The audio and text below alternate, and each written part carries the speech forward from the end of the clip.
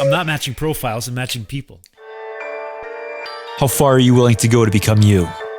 I'm asked that same question every morning. The connection has been lost to each other and to ourselves. Toxicity continues to rise while self-worth continues to fall. This was created out of sheer necessity, the desire to create change and curve the culture back to connection.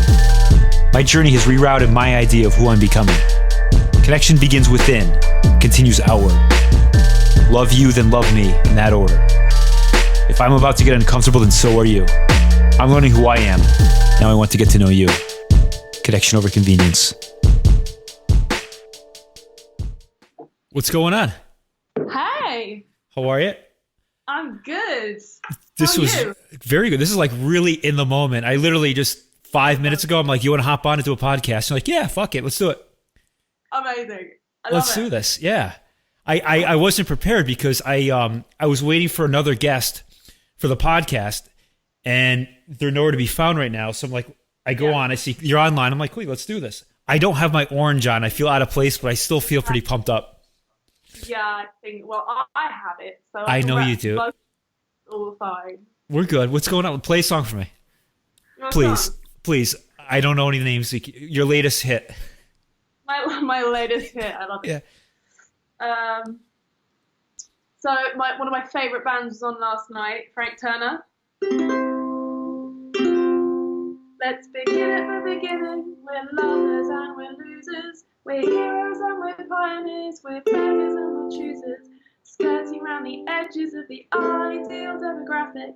Almost on the guest list, but we're almost stuck in traffic.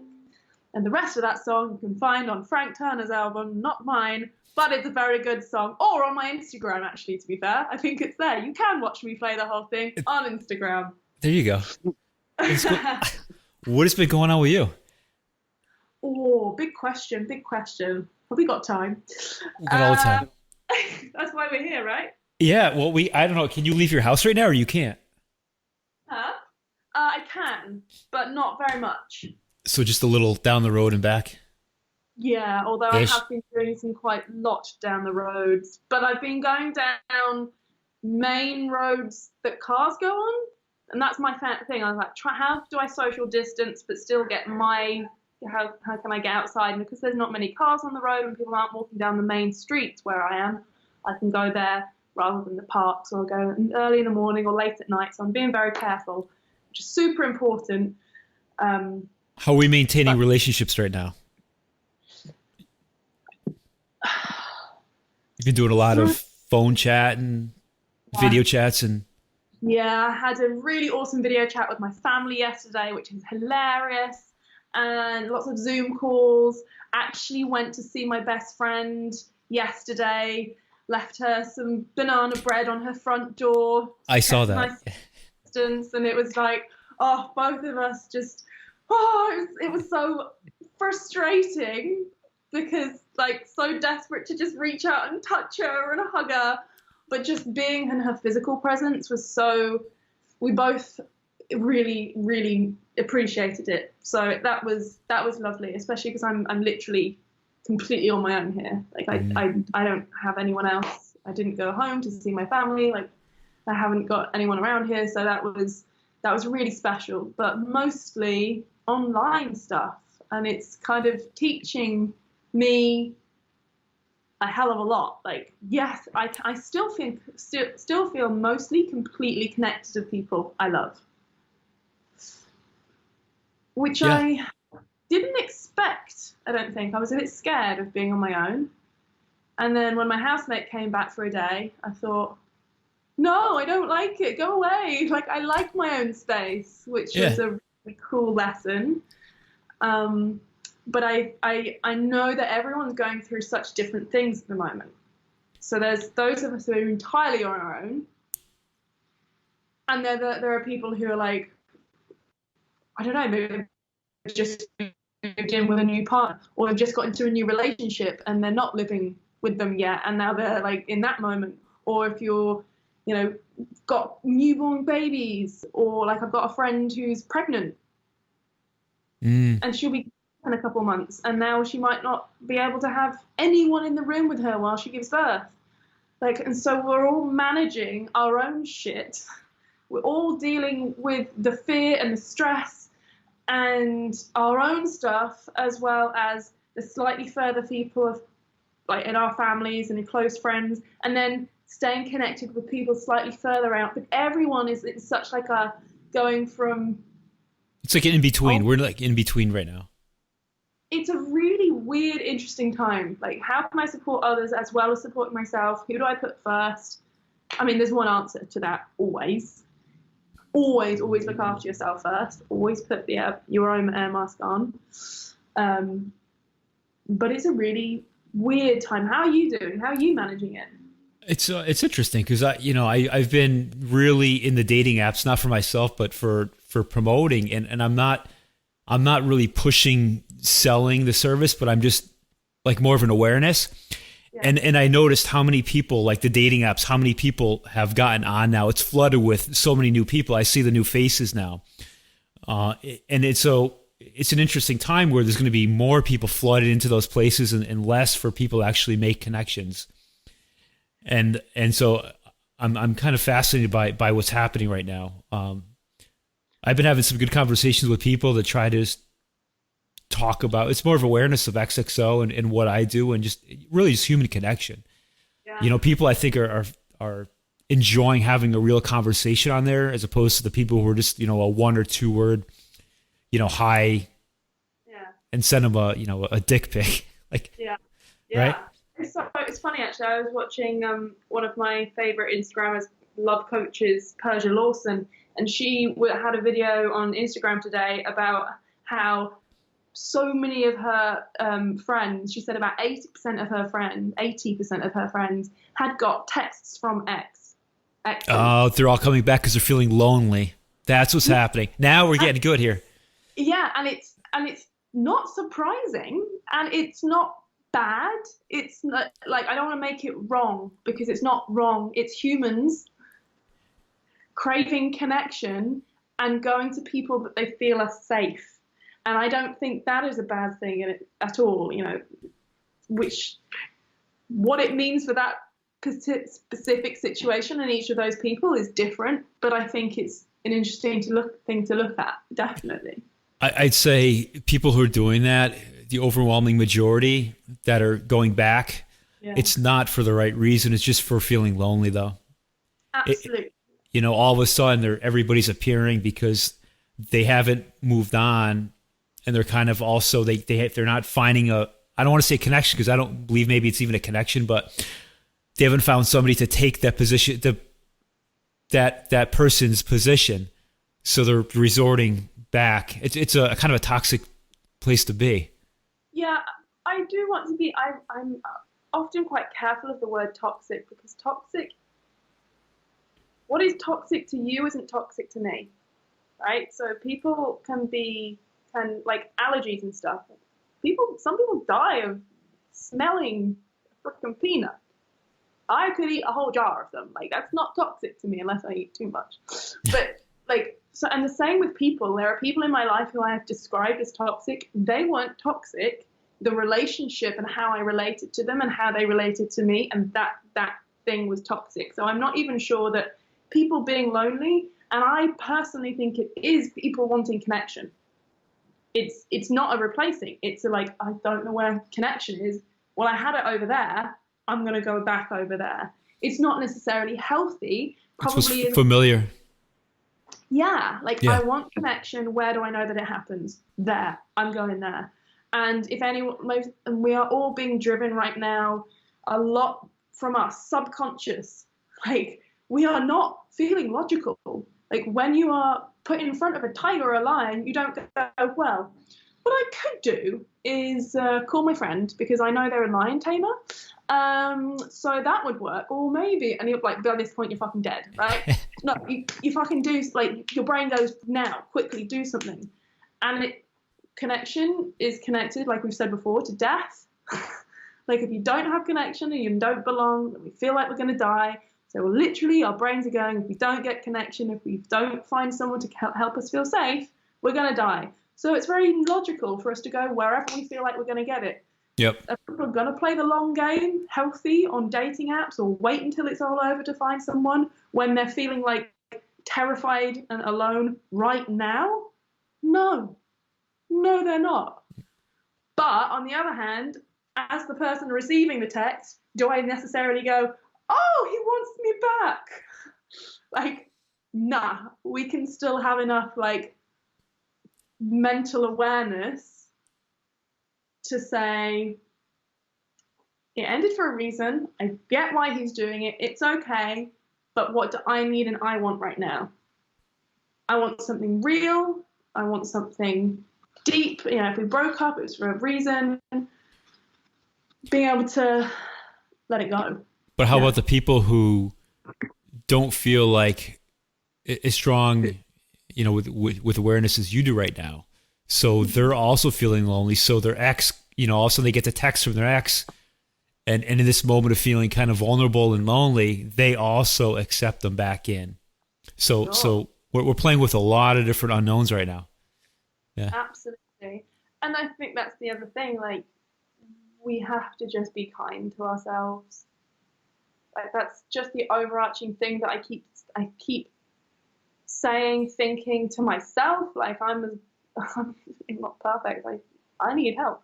And I need reminders constantly still, especially at the moment, like, be nice to yourself. Like, at any point where, like, when I bought an Easter egg the other day and I ate all of it in 2 days. It took me 2 days rather than one, which I was very happy about. So you're always finding the wins. Progress.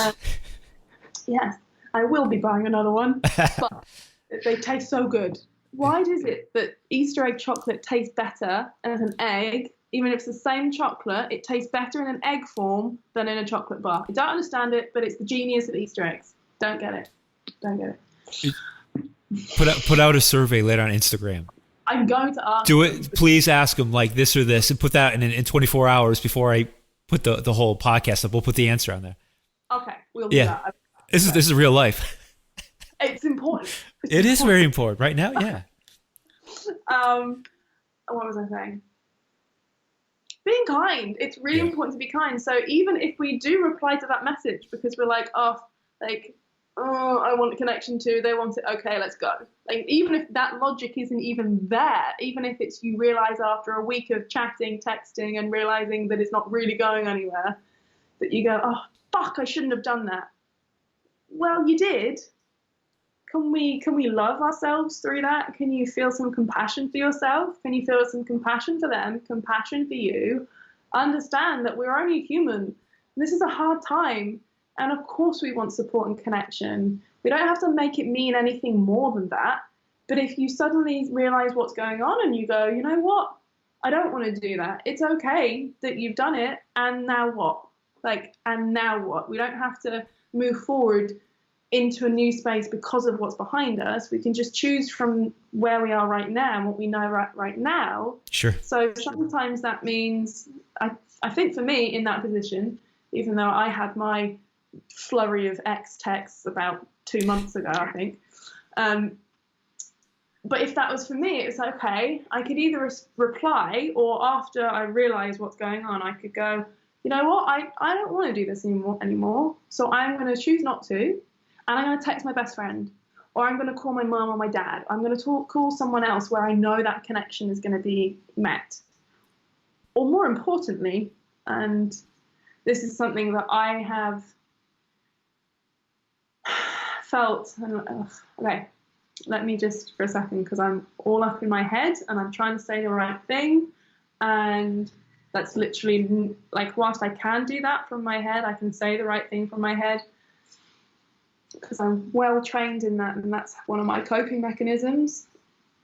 I feel better when I share from the heart, and that means dropping in. And it feels pretty vulnerable doing this on a podcast. But yeah, so I've been feeling, a couple of weeks ago, I really felt the loneliness, and I really felt scared of being my own, and I really felt like, why the fuck did I decide to self-isolate on my own, having no idea when it's going to be up? with my biggest fear being on my own. What the fuck are you doing, Clee? Like, Jesus. and it brought all this like rejection stuff up, perceiving that other people were rejecting me. If I'm alone, I'm being rejected. People don't want me. My friends don't want me. Clients don't want me. Just thinking about little texts or people taking a while to reply. And then I think that they're rejecting me. So what do? I reject them first. Anytime they're like, oh, let's catch up. Let's arrange a time to do this. I'm like, well, no, I won't reply to them. That wasn't a conscious logical thing. But I just realized how much that is hurting me. That they, in reality, were never rejecting me. They were just busy. They were dealing with their own life. And instead of saying, oh, they replied, yeah, it might have been a bit blunt, but maybe the fact they just wanted to reply because they didn't want me to think that they were ignoring me. Or they're taking their time to reply because they want to give like a really present response rather than just a quick one. So I was seeing everything in the negative. I was seeing everything as someone wanting to dismiss me or abandon me or reject me. And in doing so, I started rejecting other people in small ways that I didn't think I was rejecting anyone. But when I noticed that happening, I thought, no wonder there have been relationships that haven't worked for me. Yeah, it's you've gone into this negative mindset of that everybody is rejecting you, and you're reading into something, you're seeing something that actually doesn't even exist. And it was like, even now I think about it again, thank you for being here for me to feel it again, because that's how we move through this stuff. And like when I actually fully felt it, and I was like, you know what? All of that comes from me fearing being alone. Not the reality of being alone, it was the fear of it. Because I wasn't alone. I really wasn't alone. But the potential of it created the fear. And what happens when we're fearful of something is our brain goes, okay, we don't want this thing to happen, so let's be on alert. What would, if it did happen, what would it look like? Well, it would look like someone sending a really short text, or it would look like someone not replying, or it would look like this or that. So, okay, let's be really alert just to make sure it doesn't happen. And what does your brain do? It finds it, because you will find what you're looking for. You're trying to control the outcome of everything. It's right. That's what's happening. And it's interesting. Last week I did a podcast and I called it "On Your Own, but Not Alone." Yeah. And you are in a position right now where you're on your own, but you're not alone. You know. And so the brain fires off all these signals of what if this, what if that. You know, it's asking all these questions. It's coming up with its own responses that are completely just false, because you need an answer to everything, and if there's not an answer, you're saying then it must be this. But don't reject yourself. And that's the thing, right? That's what I got to.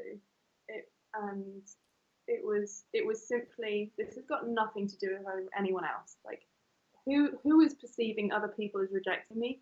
Me. I'm doing the perceiving. If you are fearful of something, it's you being fearful of the thing. The thing isn't wrong. The thing isn't bad. Being on your own, some people freaking love it. So it's not objectively right or wrong or bad or good. It's just that we or you or I are afraid of this thing. And the more fear we have for it, the more all our coping mechanisms will come up. So the reason why this moment in time is bringing so much love, but also so much pain for people and fear, and people doing things they wouldn't normally do or doing things they normally do bigger, is because we aren't there's no new feeling here. Like, people say this is an entirely new thing, that we've never had to deal with this before. I call bullshit, because whilst most people haven't lived in a pandemic, they have lived in whatever fear that they're feeling. They have had that their whole life. So what this situation is doing is just exacerbating any feeling and fear that you've already had, which is why it's a good time to go into it, because you don't have a way out of it. The way out of it is through it, not avoiding it. You literally can't avoid it right now. You cannot avoid the fear of loneliness. You cannot avoid the fear of running out of money. You cannot avoid the fear of whatever it is that you're fearful of. And like, you'll notice how lots of people have different fears. Yeah. That fear they had before this happened. They were just really good at shutting it up. And now you can't. A lot of us we live in a pandemic every day in our head with fear, being scared. We live in isolation.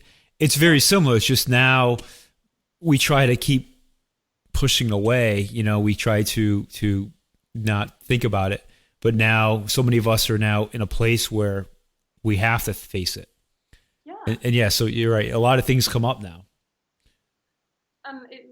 It's a lot of misunderstandings and you know, interpretations of things that possibly are not even reality. And it never was. No. Like, we have these experiences, and well, it's always like that. Well, it's always like that because you're always like that. And now things are bigger and different, but they're not. They're just bigger examples of what you are already feeling. You're sticking a mirror in somebody's face now. That's what's happening. We have a mirror in front of our face, and we're able to now see, you know, we have to face. We don't have to face it, but it's going to stare at us until we do now. Yeah. And it's not easy work. No. But if you don't do it, you will be asked to do it until your dying day. Like, these things will be there until your dying day. It will continue to repeat and repeat again, and show up again in every relationship, and until the end. Which is why I'm so grateful to have this prolonged period of time to deal with my fears of rejection and abandonment. Every time I think I've dealt with it, like, it comes up again at a deeper, different level. And so I'm really grateful for this prolonged period, because I know it's going to come up again and again. Mm. Like, just as much as I feel like I've cleared it, it will come up again another moment. And so I get the practice, consecutive practice, not just now and then in a year when I'm in another relationship. Like, it's like this week, and okay, I'm clear. I get it. A week later, I feel it again. Okay, well, I'm going to use the tool I used last week and remember what happened, and it was quite recent, so I can check into that again. Okay, well, this is the truth. This is the truth. Okay, release, fear, again next week or tomorrow. But I do it so much that able to do it quicker and quicker. And most people don't have that opportunity, and we're afraid of doing it more than once because of the feeling. We don't want to feel the feeling, so I'm just going to squash it down and like live with low-key anxiety, overwhelm, not really able to doing anything I really want to do, not really being able to be honest, feeling a bit guilty and shameful, in a relationship that I'm not happy in, can't get away from it, afraid of what I'm going to say is hurting people, all of that stuff. Just by pushing what you're feeling down, that's why that shit plays all the time. If you actually allow yourself just to feel the feelings, like, you don't actually have to deal with any of that. Like, it just melts away when you can be honest with yourself. And it doesn't take much. Like, once you've learned to start doing that, it doesn't take much. Like, the conversations I have with my coaches, my best friends, like, I'll go, I feel like this. She'll ask me one question. I'll go, oh yeah, no, that wasn't true. Sorry, here's what's true. And it's just a practice thing, but it's not like if you do my course, you'll be perfect for life. You'll just have the tools and the skills to be able to deepen the practice and feel better faster. That's what it is. It's feeling better faster. It's not like we don't have problems. It's not like super coaches don't have problems. We just know how to deal with the problems. I can't think of a better time to have real conversations, and is people in the dating world now too, of forget the DMs and the texting. Pick up the phone and actually talk to somebody. You know, have a real conversation, have a video chat or a chat on the phone, not texting. You know, that's where we actually get to know somebody. And this is, I can't think of a better time where we're all at home. Yeah. Pick up the phone and talk to somebody. Yeah. And it's so lovely. It's so much fun. I've spoken to my family more recently than I have ever. Although, here's another thing that was interesting. Last week, I had, despite the fact that I am self-isolated and living on my own, I actually felt overwhelmed with connection. I wonder if anyone else has been feeling this way. So overstimulated, like too much? Yeah, like we talked about that fear. Like, oh, I don't want to be alone. Okay, connection. So much constant texting. If I'm not texting, I'm planning to be on the phone, or I've got a client, or I'm watching like an Instagram live or something. I'm constantly consuming and connecting because why? Because I'm afraid of being on my own. So there's this real balance of connecting and finding that sweet spot of feeling safe in your connections, but not connecting with other people so much that you're replacing your self-connection. Yeah. Yeah. And I definitely did that. And I spent about 3 days trying to avoid, even though my homework from my coach was like, sit still, meditate some more, be quiet.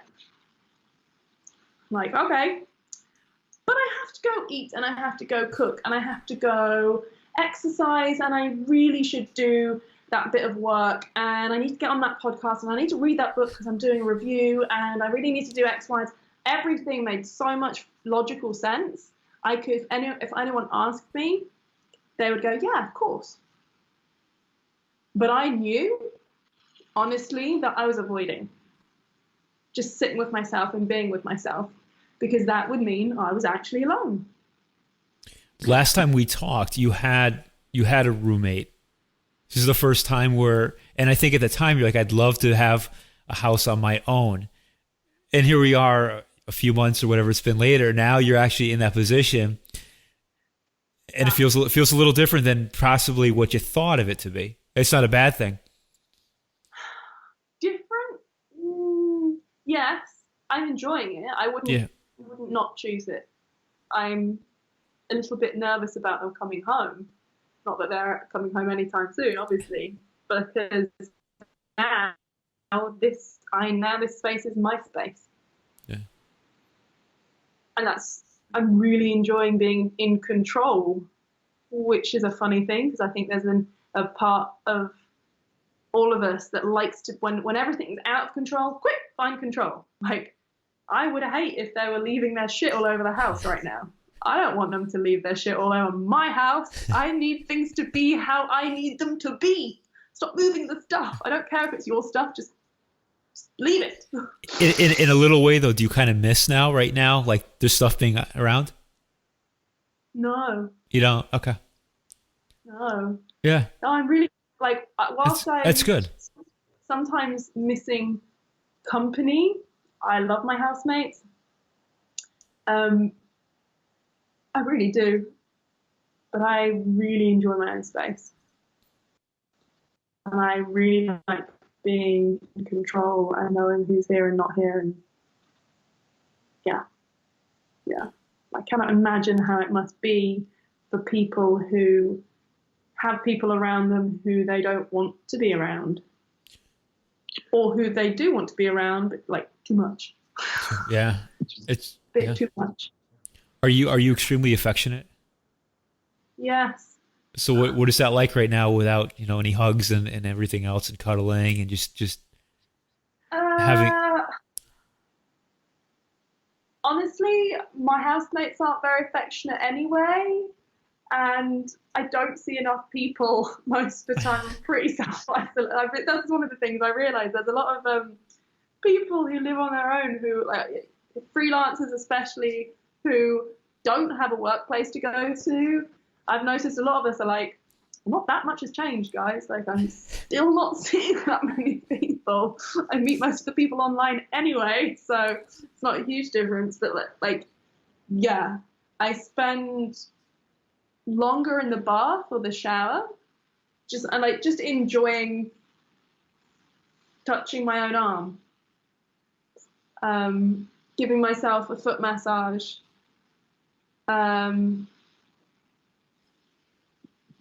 because I know that self-soothing is really important. So I'm really effortful in that at the moment. Like, I twiddle my ear. That's one of the things that I'm aware of. The story is, when I was born, when I was a little tiny baby in my mother's arms, she said I was sucking my thumb, tiny little baby sucking a thumb, and I reached up and I grabbed hold of her ear and I just like played with her ear. They're very soft and lovely to play with the ears.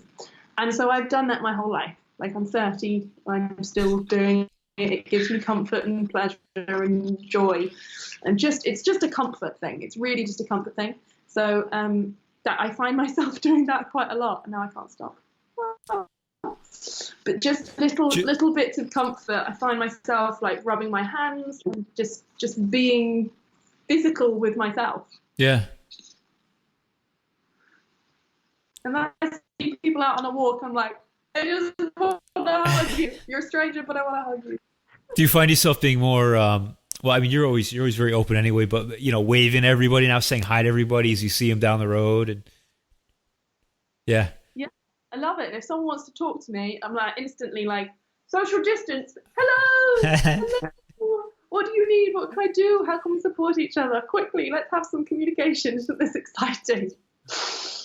Yeah. What's the best advice? What's the best advice you have for everybody who's single and struggling with dating right now? What should they do? Great question. There's one answer. There is one answer. There is already a relationship that you have that's really important that needs to be prioritized right now, and it's the relationship with yourself. Right now is the best time to focus on you. If you want to come out of this thing and go into dating feeling completely powerful and supported and safe, and knowing that you can find the relationship that you really want, not that you need, not that you don't know how to be without someone, but like find who you are, like find the depths and the heights of yourself. Find what makes you tick. Find and remove any fears that you have. Be comfortable without having that person to text. Like, get off the apps. Like, for me, I just want to get off the whole thing so that I can be so goddamn happy with my routine, my business, my rituals. I know what makes me happy. My morning meditation, my dancing, my tea, my runs, my breakfast, my dinner, my chocolate every few days, watering my plants, listening to my favorite music, playing my ukulele. Notice how none of that has anything to do with anyone else being around.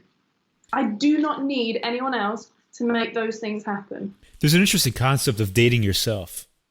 Yes. And people don't understand that, of dating yourself and spending time with yourself and going out with yourself by yourself.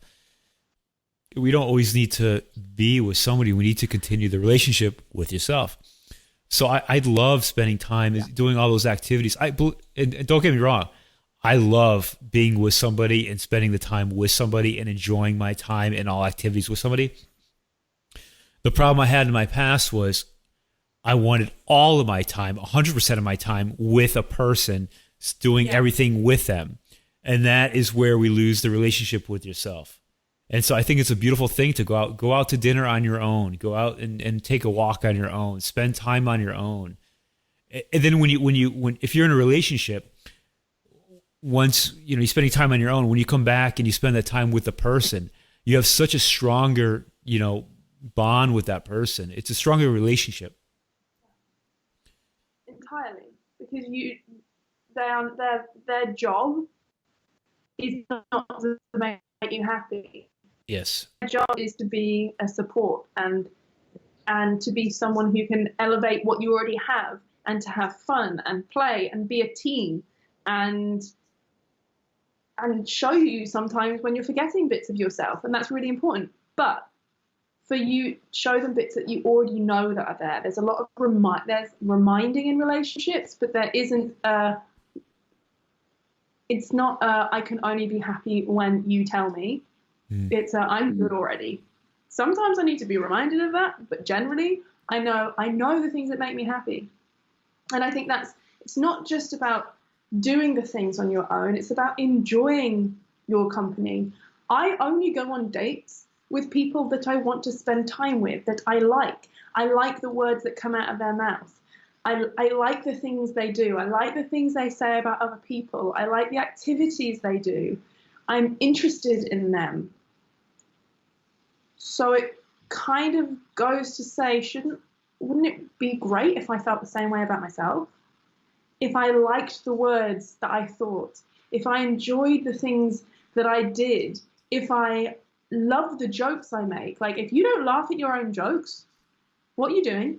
Like, what is the point? Like, I am here. If you don't think you're hilarious, like, go find a way to find yourself hilarious. We are all hilarious humans. We're just silly in our own way. Like, we all need to find ourselves hilarious and funny and interesting. I think I'm fascinating. I would love to meet me. Like, if I met me walking down the street, I'd be like, you are a great person. I like you. That's loving yourself. And you absolutely do. Yeah. And you know, my idea of going on dates now is different than it was in the past, where you would try to, you know, go on, you know, meet the person and try to win them over and try to, you know, I guess it's in a way win them over. Instead of just worrying about you enjoying your own time, you're so worried about, are they enjoying their time with you? And once you can separate the two and be like, I'm going out with this person on a date because I'm going to enjoy my time. Yeah. And let them enjoy their time. That's when you're looking at it from a different perspective. And that's when it's, you know, the relationship can go in different directions. But we don't worry about ourselves and us being happy, because we're trying to find it in some, we're trying to make something else happy, or trying to make them happy and fill our void to be happy. Yeah. And when we do that, we kind of forget whether do I even like them? Do I want to be around this person? And so often I used to find myself on dates and dating people I didn't really like, but they seemed to like me, and that was good enough. They weren't bad people. They were good enough. They had a good enough interest. It was always good enough. I settled a lot because the top of my list, and this is being someone who is afraid of rejection and afraid of being alone, afraid of being abandoned. The top of my list is not being alone. So if you want me, I am, that's pretty much the top of main thing I need. If I can put up with you and I like you enough and we can do some of the same stuff, yeah, sure, let's go. And I didn't like me enough to say, yeah, but do I really like this person? If I don't like their politics, if I don't like the way they talk about their mum, if I don't like little things now that I will really look out for, how they talk about themselves, how proud are they of what they've done? When I ask them about their career, do they feel like shit about it and they're like trying to, well, it's not that bad, you know, I could do better? Or are they happy? Like, are they like, you know what, are they trying to humble themselves down, or are they owning their shit? It's finding a purpose in life. Some of us find it, and we find it at all different stages and years in our life, and some of us go through life without ever trying to find the purpose or even thinking about it. Yeah. And we all arrive at different times, and some of us don't arrive. And that's what tells, you know, is a person going to simply exist, or are they going to live their life and like a fulfilling life? I actually think everyone's purpose is exactly the same. I think everyone's true deep purpose is exactly the same. I think the way we express it and the way we live it might be different, but the truth is we're all just looking for love and to share love and to serve and to connect. I think it really comes down to that. I think there is a difference for men and women. I think for women, it's more of the connection piece, or for the feminine, it's more the connection piece. And for the masculine, it's more the achievement piece and the freedom and the protection. But I think it all at its stem, at its core, why do we do those things? It's for love. It's for connection to universe, to source, to being part of the bigger thing. That's what love is. It's just being part of the everything, of the connection, of the community, of other people. It's being a part of, being a positive and supportive part of more than me. There's so much more than us.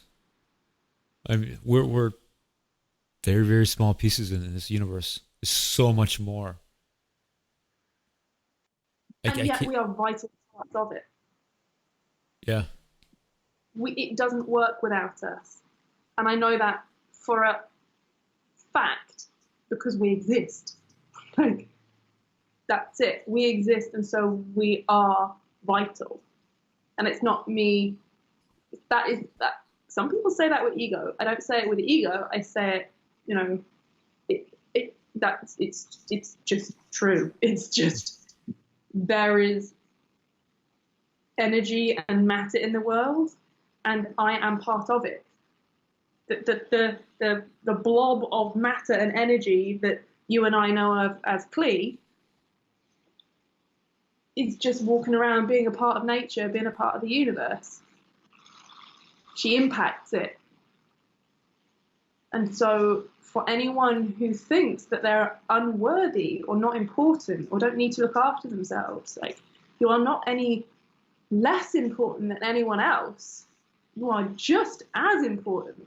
You are just as worthy. You being love and feeling love and receiving love and giving love freely is your one true purpose. How you do that is up to you.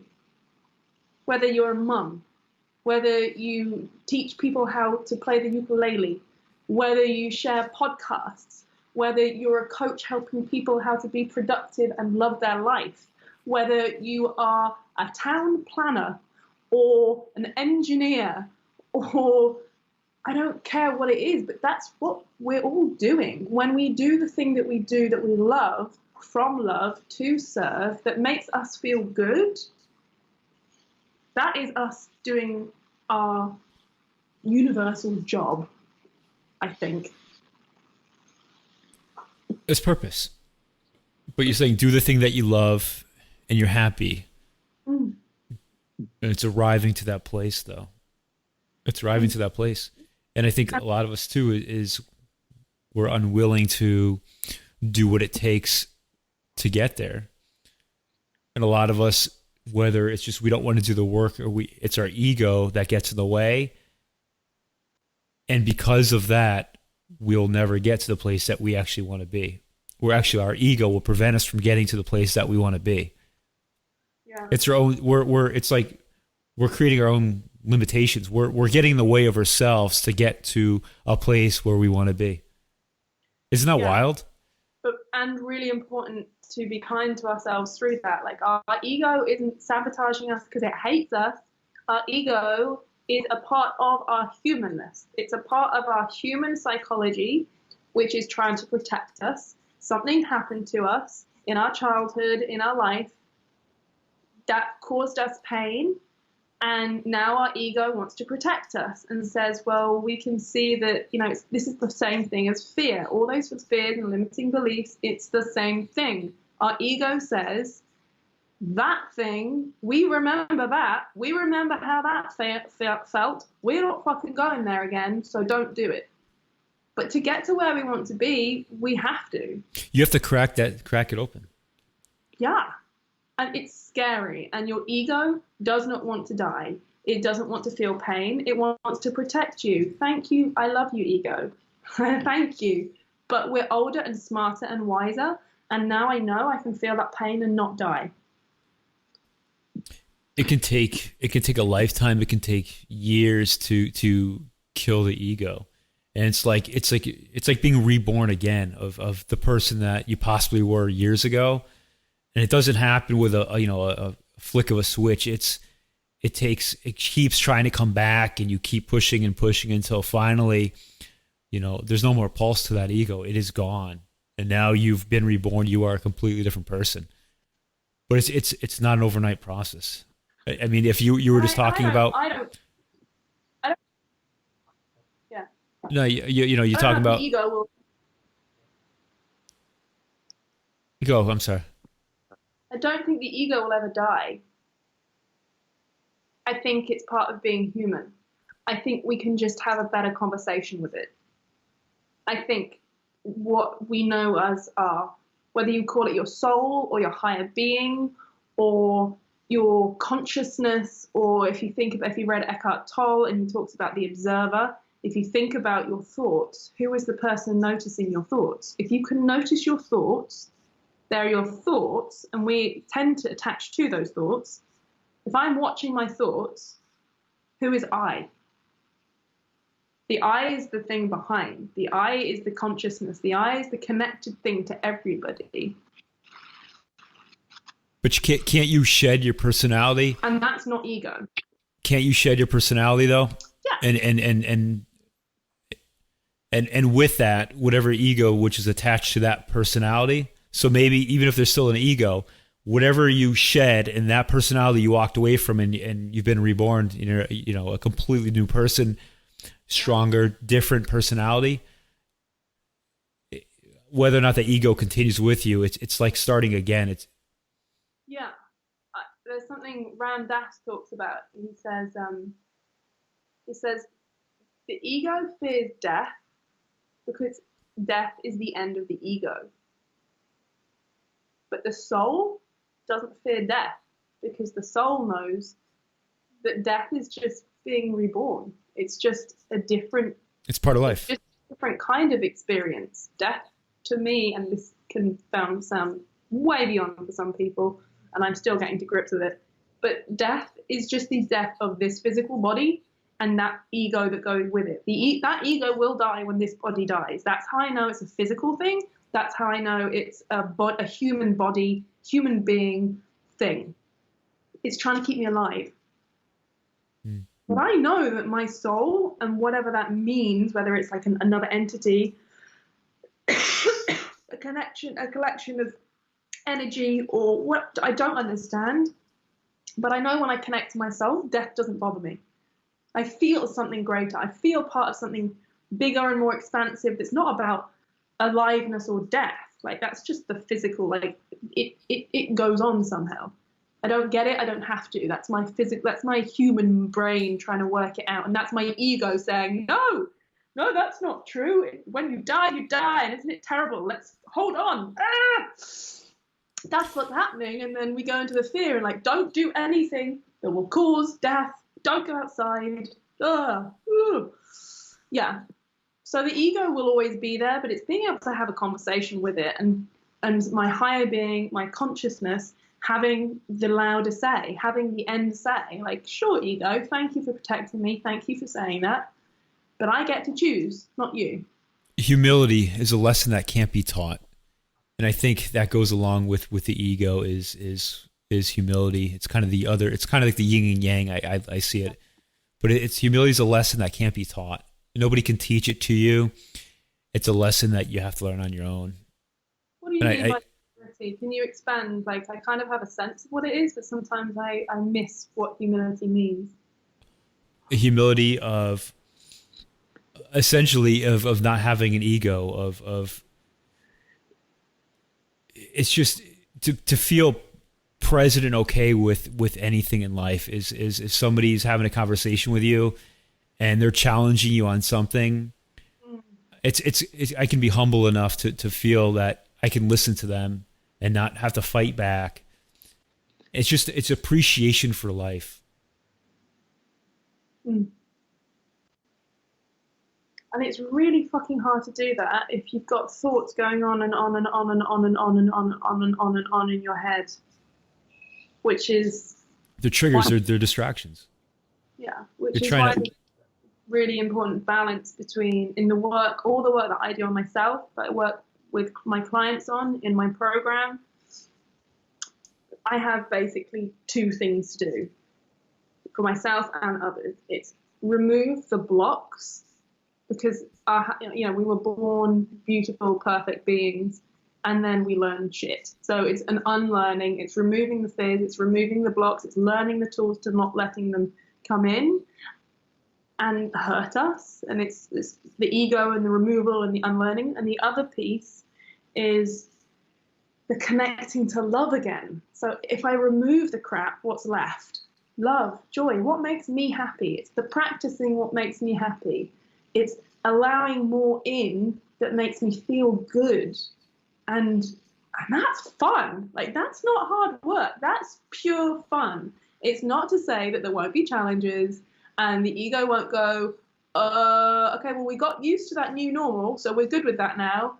But now there's this whole other thing you want us to deal with, and that's just too hard, and we can't do that. Okay, ego, I hear you, I get it, like, you're trying to protect me again, but, like, this new level of happy, we have to do a bit more, and it's okay, let's go. And then you find a new level of exciting, like, play the ukulele terrified the shit out of me, because I thought I'd be crap, and no one would care, and no one would like it.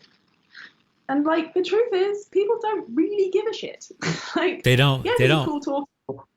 Like, it's a cool talking piece, and people might watch a video, but ultimately, I'm the one who sits here playing for 2-3 hours, losing time, enjoying it. And if here's the only thing that matters with that.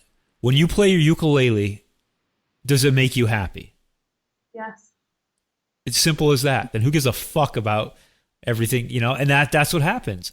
We worry about, well, what if they think of this or they think that, or they're not going to like my playing, or they're going to be this and this. You know what? At the end of the day, are you happy playing the ukulele? Then who gives a fuck about anything else, right? It's that simple. It's that simple. The thing about music that we connect to, and the thing about music, music is everyone else, but they fucking make it. The difference is they feel it. They love playing. They feel it in their heart and bones, and when you hear them, you connect with the feeling. That's why people become successful, because they feel it in their heart, they feel it. And so why do we love listening to people? And, like, I can tell the difference between when I'm playing from my head and I'm trying to get it right, and when I just let go, and it's not perfect. It's a lot better than when I try hard. If I just stop trying, it's much better. And it feels good, and it's just more passionate and exciting, and it's amazing. And that's when people like watching. Because when you feel something, you share a feeling. I don't feel to hold it in. I can share. But I don't have to try. It's just there. Like, this is our power. Our power of vulnerability isn't sharing sadness all the time. Vulnerability is sharing joy, sharing love, sharing the fact that I fucking love this pandemic. I've had a great time. Like, sorry if I'm not allowed to say that when thousands of people are dying and people's lives are being pulled apart. And it's not a but, it's an and. There are lots of people having a really great time. I would rather there be people dying and people having a great time and learning a lot than people dying, nothing good happened. I got to go back to the ukulele thing, though. So I'm going to tie this all in, though. So if you're worried about playing it from what others think of you, then you're worried about making other people happy. You're putting their happiness above your own, as opposed to saying, I'm not trying to make them happy. I'm playing because I want to be happy. And if I'm happy and then I can make them happy, great. But yours comes first. Yeah. That's the difference. Putting yours over theirs. Yeah. That's the difference. We all have the chance to do that so much more right now. And that's why people are really struggling, because they're not getting external validation. Yep. It's internal over external. It does not work the other way. Take it from me, and I'm sure. Yep. I mean, we've had this conversation so many times, but it's in the eternal is where it starts. It's the conversation. It's the work. Like, it's why my coaches, your homework is to go and work on the relationship with yourself. Go enjoy being with you. Go do shit that makes you happy. Write one of the things I get my clients to do. Write a fucking list of what makes you happy. Like, literally, not doing stuff with other people. If there's other people on it, no, that's another list. That's fine. Write it down. Mm-hmm. But what is the shit that lights you up? Like, lights you up. Like, you cannot not do it. What are the songs? What's the music that you cannot just sit and be silent and go, that's fine. Like, you're just like, fuck, I love this song. Oh, like, yeah. Yeah. Why not have those things? Why not? Like, one of my coaches, she said the other day, and it just changed everything for me. She is earning $50K a month, and when she was earning about 2 this time last year. She is sexy, she's gorgeous, she's got lots of followers, she's happy, she's got loads of clients, she's inspiring women, supporting women so much. She's incredible, and she's winning so much. She's traveling around the world. She's got this beautiful relationship. She's healthy. She's fucking rocking her workouts. All the shit that we all want, she does. She's got. And she said that every day, my biggest wins every single day are my rituals. My daily rituals is always going to be my biggest win. They feel good. I connect with me. I connect with source, universe, nature, God, whatever is yours. They are my biggest wins. Being good to me is my biggest win. The small moments of shit that's good for me is always going to be the biggest thing to celebrate, my biggest win, my biggest achievement. Because you can take everything away from me, everything, and I will still be doing that shit. And I will still get everything back because of that stuff. My foundation is me and my rituals. Everything else is a cherry on top. That's and when the I got journey. that, I was like, wow. Like, wow. That's the journey right there. Yeah. It's a simple shit. It's a simple shit. That's what it comes down to. Just being happy, doing the stuff that you love. I think you just summed it up. You summed it up, Clee. Once again, this is our 3rd podcast. Yeah. Like, I think we just summed it up right there. I think we did. How was that for, like, calling you, like, Clee, you want to go on the podcast in 5 minutes? Yeah. Okay, let's do it. Okay. Another good one. It. I appreciate it. I hope it was really useful. And what I really love is that through all your podcasts and everything that's going on at the moment, everyone's on week 1 or week 2 or week 3 of isolation at different points. And so we're all going through this interesting journey together. So I love the flow and the fluidity and the growth and the ups and downs that we're all talking about through these conversations with each other and through your conversations in your podcast. So thank you so much for sharing all this stuff, because it's what the world needs. Thank you. You are what the world needs. These are real conversations. As I said, like, I go, Clee, let's go on. You want to do a podcast right now? She's like, yeah. But these are real conversations that, her and I can hop on any given time. But anybody who's watching right now, just get on a chat, get on the phone with someone, have a real conversation right now. No more texting and DMs and, the dating apps. Like, just have a conversation with somebody. It feels so good. And, so much goodness comes that we're all in this together. Let's enjoy each other's company and really get to know each other, below the surface, have real conversations. Absolutely. And yeah. I just want to offer myself as someone, if anyone's listening and wants to have a conversation with me and find out more about what I do and my program, which I talk about how to get shit done. It's called the Get Shit Done Blueprint. But ultimately, everything in the program, you get shit done as a byproduct. It's because we feel love and joy and happiness. And all of the tools and everything I talk about and everything I am is because of the stuff that I teach and I support my clients with. And if anybody is interested in finding out more or just having a conversation and like asking me more about any of the specific things we've talked about, like my DMs are open. On Instagram, I'm Clee Stacy, very easy. I'm just my name. So if you want to come find me and have a chat, like my DMs are always open. I would love to support in any way I can. Absolutely. I'll include all the links in the podcast like I always do with you, because I think the world of you, Clee. Thank you so much.